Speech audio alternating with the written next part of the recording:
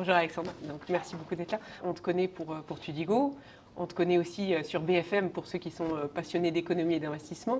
Avant de parler de cette partie-là et de tes réalisations pro, est-ce que tu pourrais en 2 mots te présenter l'humain qui est en toi? L'humain qui est en moi, oh là là. Je m'appelle Alexandre, j'ai 37 ans, je suis papa, marié, 2 enfants. Ça fait partie de l'humain, parce que je ne suis pas juste chef d'entreprise. Et j'ai compris que c'était important d'être plus que ça, parce que c'était pas évident pour moi lorsque j'ai démarré ma boîte.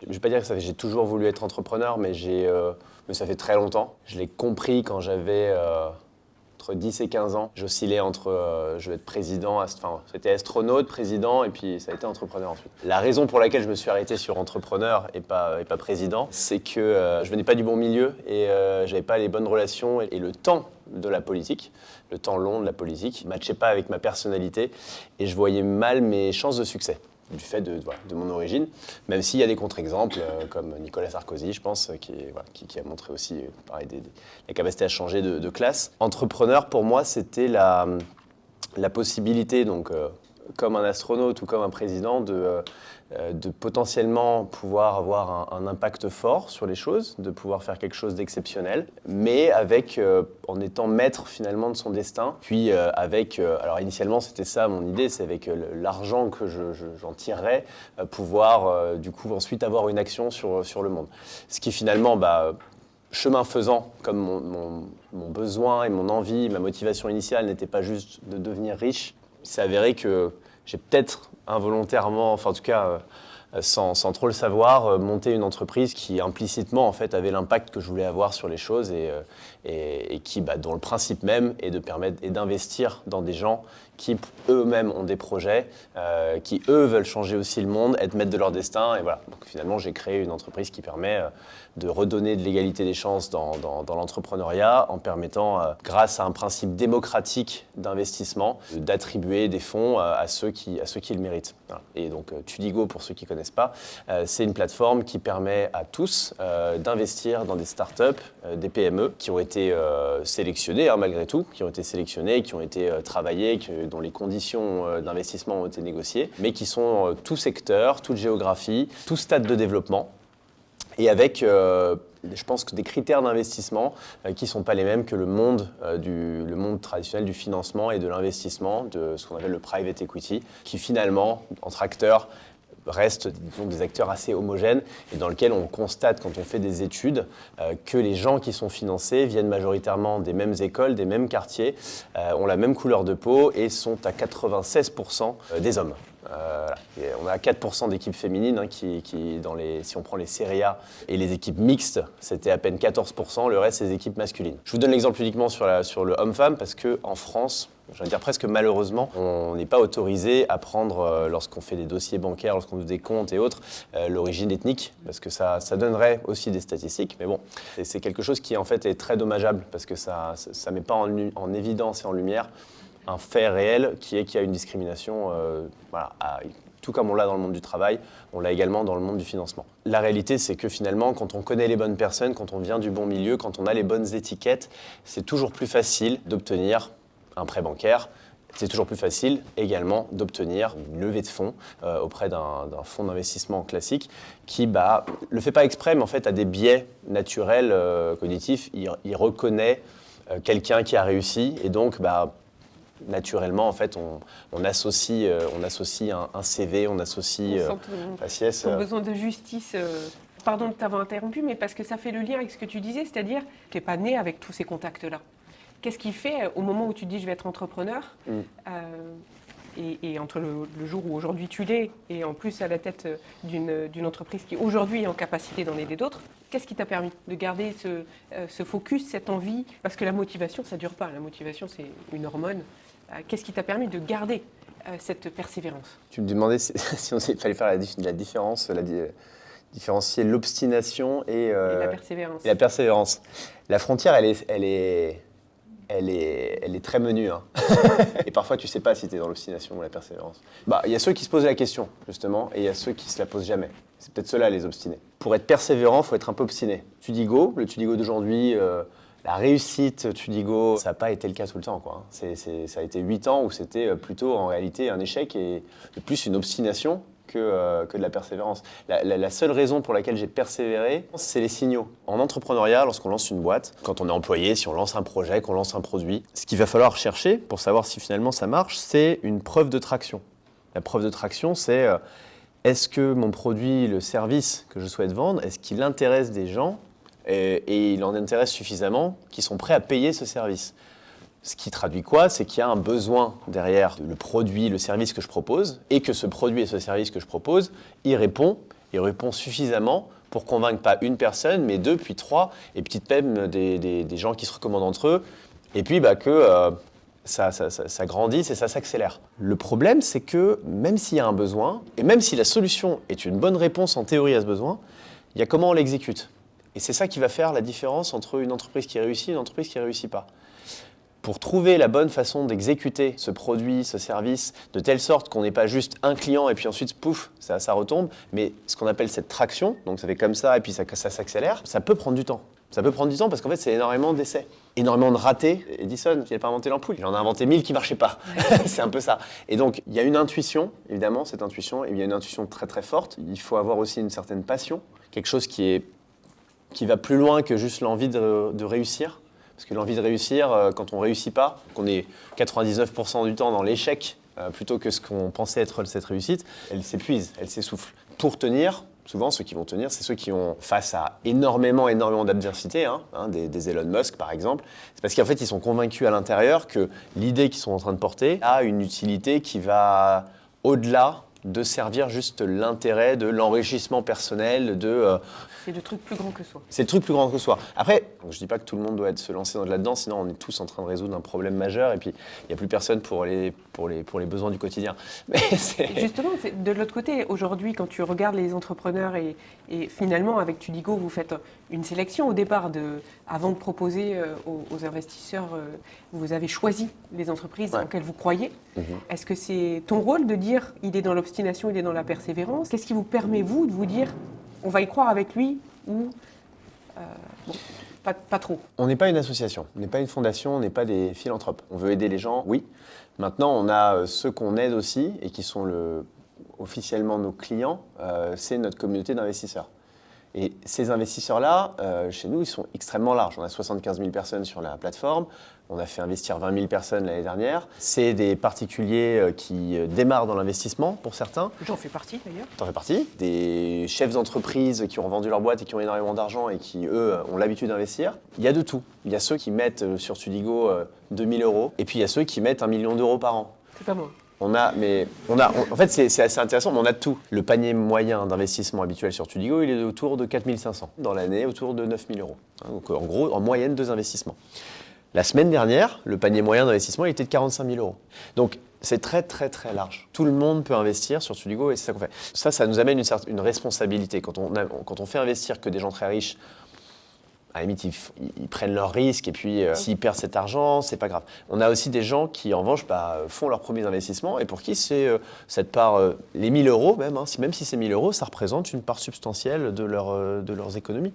Donc ça, naturellement, ça veut dire qu'on ne va pas financer les boîtes qui juste trouvent pas financement, c'est pas ça le critère. Nous, le job, c'est de maximiser la probabilité que ça réussisse et que ça fasse un bon multiple en sélectionnant les bonnes boîtes et en négociant les bonnes conditions d'investissement à l'entrée. Comment on fait ça? Il y a bien sûr les entrepreneurs, mais sur la base d'un processus d'analyse à distance. C'est comme un entretien d'embauche. Est-ce que vraiment on sait à la sortie d'un entretien d'embauche si le candidat, la candidate va être vraiment un bon élément? Est-ce qu'on le sait? Il y a des gens qui sont extrêmement bons en entretien et il y a l'inverse. Et parfois, celui qui est très bon en entretien, en fait, il est nul. Et il y a l'inverse complet. Il y a ceux qui sont très mauvais en entretien, mais qui sont en fait des excellents collaborateurs et qui se révèlent clairement. On a senti qu'il y avait quelque chose. On a réussi à passer outre le fait qu'en termes de communication, c'était pas vraiment ça. Mais en fait, qui vont être très bons.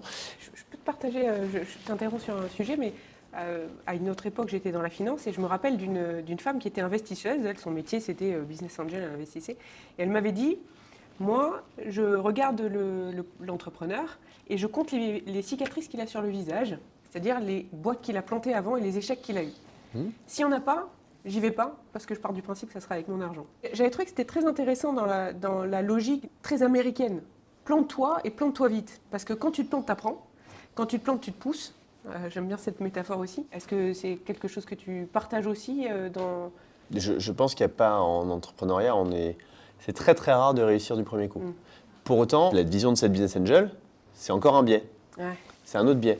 L'avant Tudigo, qui n'était pas le Tudigo d'aujourd'hui, mais en 2016, on a eu des amis et des gens qui nous suivaient qui ont mis au total 200 000 euros. Le love money. Une sorte de love money, voilà. Et ceux qui ont mis cette love money, on leur a racheté leur part l'année dernière à 10 fois leur mise. À l'époque, j'avais pas les cicatrices. J'étais juste quelqu'un qui avait énormément d'envie avec mon associé et qui avait un truc qui montrait une traction, hein, mais qui ne montrait pas un bon modèle économique. C'était pas encore le bon positionnement, c'était pas la bonne cible, c'était pas la bonne façon d'exécuter qui permettait. Mais bon, ils ont parié sur nous. Voilà. J'avais fait un projet de boîte que j'avais raté, mais j'étais pas encore allé au bout de celui-là. Et le reste, sinon, en revanche, j'avais plutôt bien réussi les choses parce que de par mes origines, je m'autorisais pas à l'échec.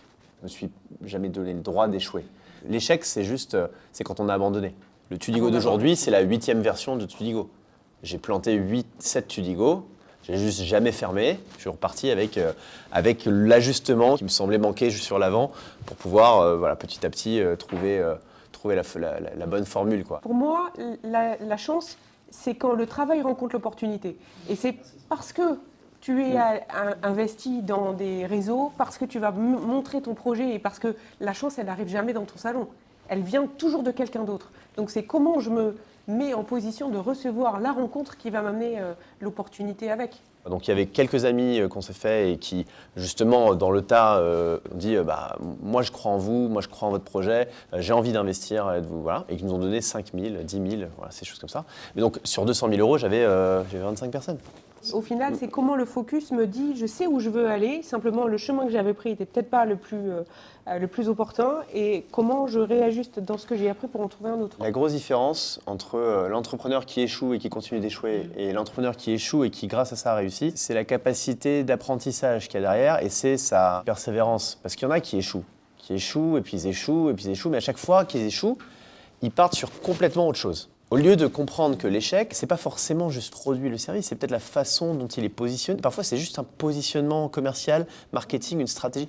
En fait, pour Tudigo, typiquement, à un moment, j'ai lâché le truc. On était une boîte qui, globalement, grandissait, mais tout doucement, avec un marché qui était saturé. Il n'y avait pas vraiment d'opportunité de financement. Il n'y avait pas de bons signaux au marché, il n'y avait pas de bons signaux au niveau de la boîte. C'était pas du tout la success story fulgurante qu'on pouvait voir dans les journaux et qu'on avait vu à l'époque sur les entrepreneurs. Et puis j'avais des copains qui avaient vraiment bien lui réussi. Ça donnait encore plus.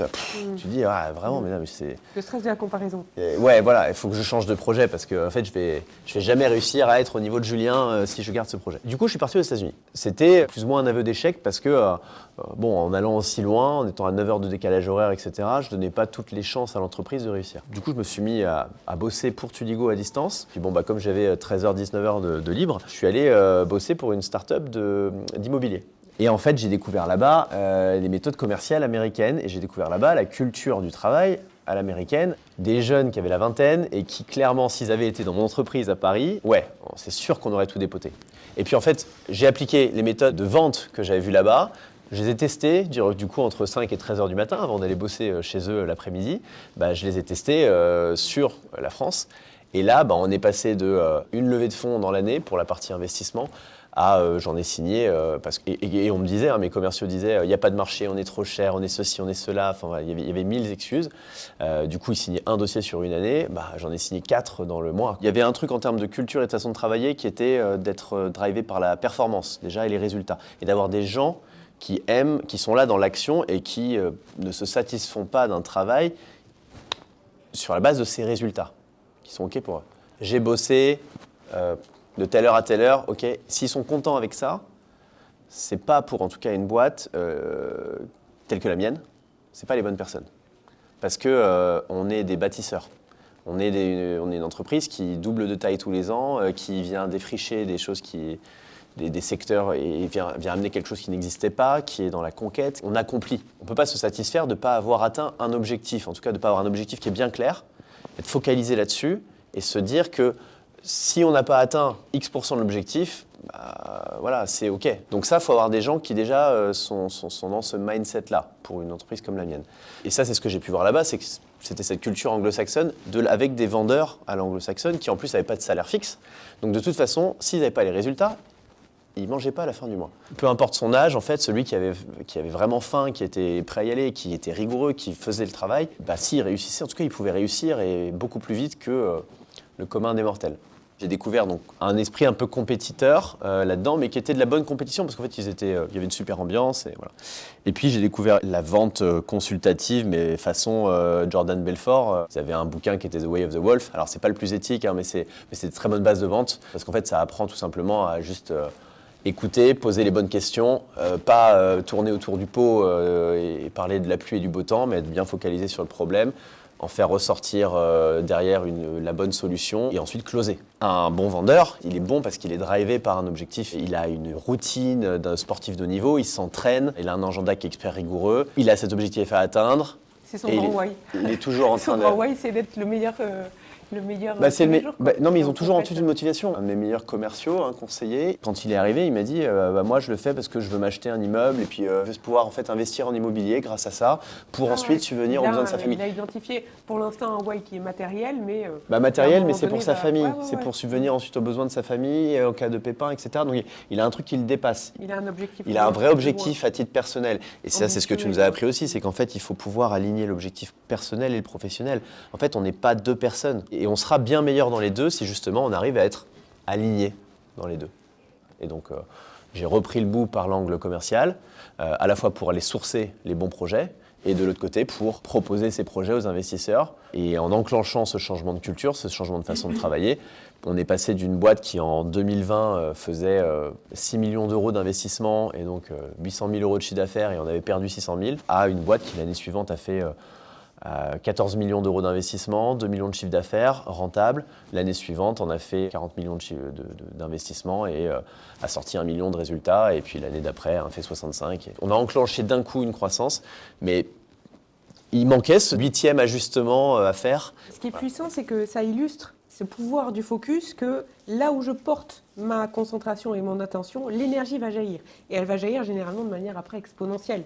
Il y a toujours une phase qu'on appelle la vallée du désespoir. On s'imagine que les choses vont monter comme ça de manière facile parce que j'investis du temps, je me concentre et tout ça. Il y a souvent un creux et puis ce que tu dis, c'est que voilà, c'est maintenant vous êtes sur la rampe du succès et vous êtes lancé et c'est extraordinaire. J'ai pas terminé ta question par rapport à la sélection, hein. Ce que je regarde, c'est les accomplissements et c'est l'attraction. J'ai toujours un mix quand on va sélectionner une boîte entre de l'intuition et puis juste du très rationnel, des faits, des chiffres. L'intuition, c'est de l'intelligence inconsciente. Hein. L'intuition, c'est tout ce que j'ai engrammé dans ma vie, parce que dans l'inconscient, en une seconde, on capte énormément d'informations sans même le percevoir par la conscience, qui s'engramme là. L'intuition, c'est de l'intelligence. C'est une forme de connaissance, c'est ton chat GPT géant qui t'a dit la value. Ce que je cherche en tant qu'investisseur, c'est les échecs, c'est bien, mais maintenant je veux voir la réussite. Ouais. Quand on investit... Comment je me suis relevé des échecs En fait, le bon moment pour investir, hein, c'est le moment où quand on met l'argent, la croissance qui fait comme ça va le permettre de faire ça.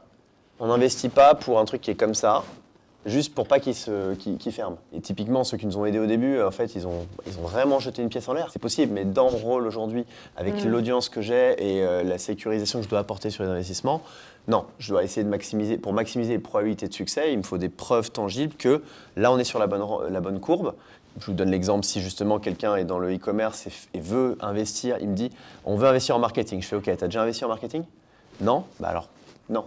Parce qu'en fait, tu vas pas mettre 200 000 euros en pub si tu n'as pas déjà testé ta mécanique de pub et que tu ne sais pas déjà que quand on met 10 000, ça génère 100 000 de chiffre d'affaires sur lequel tu vas dégager tant de marge, etc. Donc tu ne connais pas déjà tes métriques parce qu'en fait, on vient investir pour recruter des commerciaux. On sait déjà qu'un commercial, et ça peut être parfois un des fondatrices, rapporte tant d'euros. Donc, si je mets tant de commerciaux, ça fait tant d'euros de chiffre d'affaires. Et ça, c'est... Quand on pense à son rêve profond, que ce soit l'entrepreneuriat ou justement entre astronaute ou pompier. On regarde ceux qui ont déjà réussi. On va regarder Elon Musk, on va regarder Alexandre Lin, on va regarder Jean-Jacques Goldman ou Johnny Hallyday. C'est formidable parce qu'on est dans ce que Sénèque appelle l'optimiste de résultats. Mais il nous invite aussi à être ce qu'on appelle pessimiste de chemin. Comment je fais pour identifier quand même qu'à l'intérieur, ça va pas être forcément hyper délicieux tout du long et c'est pas demain que... et le fait d'être préparé à ça va nous permettre, tout en gardant l'appétit parce que c'est quelque chose qu'on a vraiment envie de construire, d'être préparé à traverser peut-être les indigestions qu'on pourrait avoir sur le parcours. Et puis j'aimerais te poser une question maintenant. On dédie cette journée à l'enfant en nous, qui est celui qui va nous accompagner toute notre vie et c'est notre meilleur ami. Aujourd'hui, si ton fils se posait plein de questions, j'aimerais me lancer quelque part, mais je ne sais pas trop quoi, je ne sais pas trop où, je cherche ce truc plus grand que moi, mais je ne sais pas comment le trouver. Qu'est-ce que tu auras envie de lui dire ? S'il le fait parce qu'il me regarde, déjà, je lui dirais qu'il n'est pas obligé de chercher ce truc plus grand que lui. C'est le premier. Moi, je l'ai fait parce que, et c'est pour ça que je dis qu'il faut tout pour faire un monde. On n'a pas tous besoin de faire ça. Moi, je l'ai fait parce que j'ai une fracture initialement. Et on le trouve chez beaucoup d'entrepreneurs, et je pense de plein de gens qui ont des destins un peu hors du commun, c'est qu'ils ont un truc à réparer, ils ont une blessure émotionnelle, ils ont un trauma qui fait qu'ils ont besoin de se projeter sur autre chose. Moi, je pense que mes enfants, là, ils sont très heureux et c'est très bien. Je me souviens pas de sourire et de rire autant que quand j'étais petit. Ce qui compte, c'est de faire ce qu'on sent à l'intérieur, qu'on a vraiment envie, besoin de faire. Après, pour trouver ce qu'on veut faire, dans mon cas, c'est quelle trace je veux laisser. Mais cette trace, elle n'a pas besoin d'être sur des milliers de personnes. Ça peut être à un petit niveau, ça peut être au niveau de sa famille, ça peut être quel souvenir je veux laisser à mes proches. C'est déjà très bien. Moi, j'avais pas envie de laisser un souvenir à mes proches. J'avais pas le sentiment d'avoir une famille. J'avais besoin de créer ma famille. J'avais besoin de créer quelque chose. J'avais besoin d'autre chose que ce que m'avait donné la vie. J'avais aussi des complexes parce que j'étais plus jeune que tout le monde et donc plus petit. J'ai été embêté quand j'étais au collège par des plus grands. J'ai souffert de racisme aussi. Il y a un documentaire qui est sorti récemment qui m'a fait prendre conscience de ça, qui était « Je ne suis pas Shintok ». J'avais pas réalisé que j'avais été victime de racisme et que ça m'avait en vérité affecté. Jusqu'à ce que je le regarde, parce que je me souviens, je l'ai regardé dans le TGV, parce qu'un ami m'en avait parlé, et je me suis mis à pleurer. Jusqu'à 38 ans, je ne m'étais pas rendu compte qu'en fait, j'avais souffert d'un vrai complexe d'infériorité et d'un racisme, en fait, pendant toute ma jeunesse. Et je pense que ça a participé aussi de mon besoin, de mon envie de faire quelque chose de très grand, de prouver que c'est même pas de reconnaissance, c'était plus presque de revanche. Pendant très longtemps, et jusqu'à ce que je rencontre Sarah, en fait, un de mes carburants, c'est presque la colère, je pense. L'envie de prouver à mon père, à ma mère, aux gens qui m'avaient sous-estimé et valorisé que... La puissance de se construire contre. Ouais. Voilà, c'est ça. La colère, c'est aussi l'émotion qui est contre l'injustice. Là, mes limites sont atteintes et moi, je vais vous montrer, je vais rétablir la justice. C'est souvent l'émotion que malheureusement beaucoup de gens redoutent, mais qui en fait est une émotion très bâtisseuse. Ouais. Et donc, tu as su capitaliser dessus. Jusqu'au moment où tu t'es dit j'ai envie de capitaliser sur une autre émotion, mais en fait tu as su l'utiliser comme carburant. Ouais, c'est celle que va avoir un boxeur et qui fait qu'il continue à se relever, quoi. Si un boxeur, il n'a pas quelque chose de plus que juste je fais mon match, voilà, qui est en lui, et à un moment, quand il a pris les coups, et ben, il reste à terre, quoi. C'était donc à la fois mon carburant, mais c'était en fait, je m'en suis rendu compte, mon premier facteur limitant et qui plafonnait mes ambitions. Et le problème, après avoir passé par l'accompagnement de Sarah, c'est que on est passé de boîte qui veut réussir, et puis peut se terminer rapidement à non, mais je vais être une licorne en fait. Je vais faire une boîte à 1 milliard parce que je peux en fait. Je le fais plus pour personne, c'est juste que c'est mon destin, et puis j'ai rien à prouver à personne en fait, donc j'ai pas besoin de m'arrêter à prendre un gros chèque et puis être reconnu comme ayant réussi, c'est tout. Non, c'est bon. Je vais juste m'amuser et puis aller au bout de mon idée. Et puis j'ai poussé du coup l'idée initiale qui était une plateforme d'investissement participatif à quelque chose qui vient révolutionner complètement le monde de ce qu'on appelle du private equity, qui est une industrie à plusieurs milliards et qui va changer complètement l'industrie. Et voilà, donc en fait, elle me fait venir sur le pouvoir du focus, mais alors que je suis complètement dispersé, moi. Je comprends pas pourquoi. J'ai pas compris pourquoi elle m'a fait venir sur ce thème. Tout le monde a été très très focus sur tout ce que tu as dit. Dans le pouvoir de nos émotions, comment tu as su prendre ce qu'il y avait de bon, percevoir à un moment donné combien on peut être notre meilleur allié comme notre pire ennemi, et à partir de l'instant où on devient son meilleur ami, la lune n'est pas assez loin. Ouais. On peut le remercier énormément parce qu'il n'a pas beaucoup de temps. Merci.